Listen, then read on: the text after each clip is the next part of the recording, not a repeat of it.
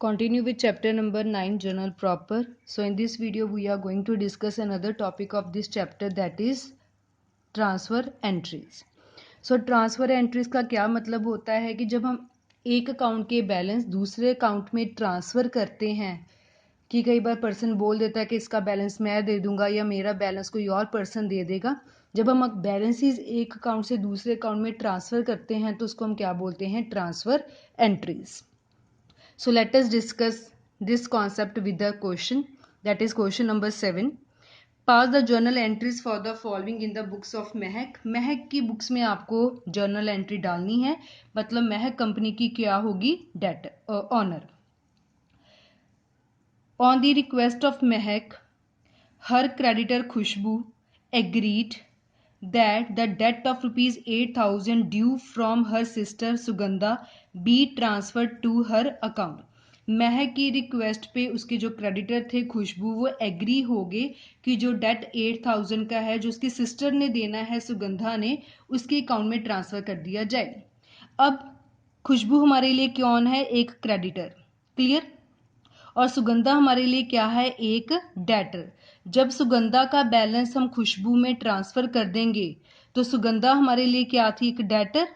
जब उसका बैलेंस हमने ट्रांसफ़र ही खुशबू में कर दिया तो हमारा डेटर्स जो है वो कम हो गए.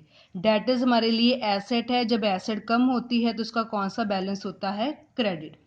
खुशबू क्रेडिटर है, मतलब कंपनी ने खुशबू के पैसे देने होंगे. जब उसकी सिस्टर का बैलेंस इसमें ट्रांसफ़र हो गया तो खुशबू हमारे लिए क्रेडिटर है, वो हमारी एक लाइबिलिटी थी. जब एक लाइबिलिटी को एसेट के साथ सेट ऑफ किया तो हमारी एक लाइबिलिटी भी कम होगी, मतलब अब हमने खुशबू को कम पैसे देने हैं, जब क्योंकि उसने अपनी सिस्टर का जो डेट था वो इसमें कवर करवा लिया.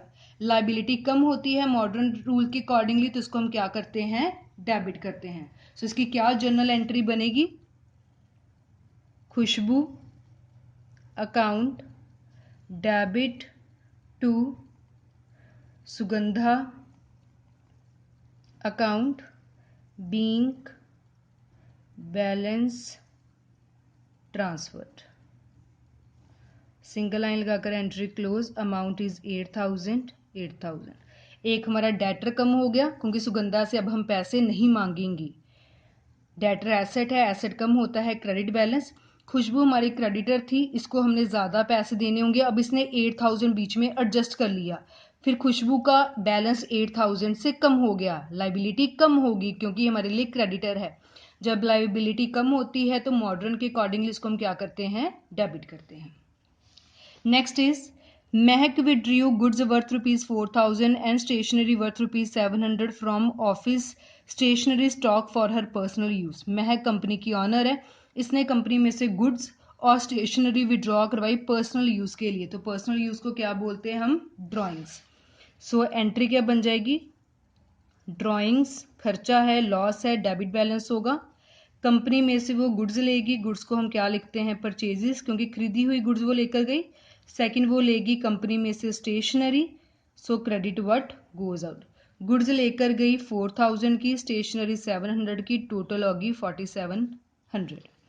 नरेशन लिख ली. Being goods and stationery withdrew for personal use. Single line लगाकर एंट्री क्लोज. दो ही एंट्री थी इस क्वेश्चन में, दोनों हमने कर ली. लास्ट में हम टोटल करते हैं. सो डेबिट में 8,000 प्लस 4,700, ये आ गया 12,700. Debit must be equals to credit. Last topic of this chapter is miscellaneous entries. Miscellaneous का मतलब होता है कि सभी कॉन्सेप्ट इसमें मिक्स कर दिए गए.